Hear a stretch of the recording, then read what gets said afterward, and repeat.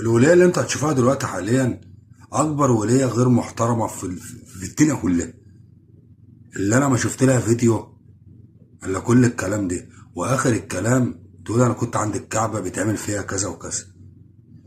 انت كدابه وبنت كدابه، ليه؟ لانك انت لو رحت الكعبه اصلا الحياء هيمنعك ان انت تقول الكلام ده. الكعبة في واحد نقرني في الكعبة وأنا قاعدة أطوف، طيب لقيت صبعه في طيزي. طيب أنا في الكعبة، أنا في الكعبة. عشان كذي عرفت إنه لازم أفكر بعد أنا ليش جاية هني. بعد كلامك ده انت يترد عليك يتقال لك ايه؟ بجد والله انت يترد عليك يتقال لك ايه؟ انت ما تقلكيش غير بده هو بس، تنضرب بيه على وشك لغايه ما تعرف ان ربنا حق. ما تنساش بقى تعمل لايك وشير الحلقة دي. يلا يلا بسرعة، يلا ما تخلي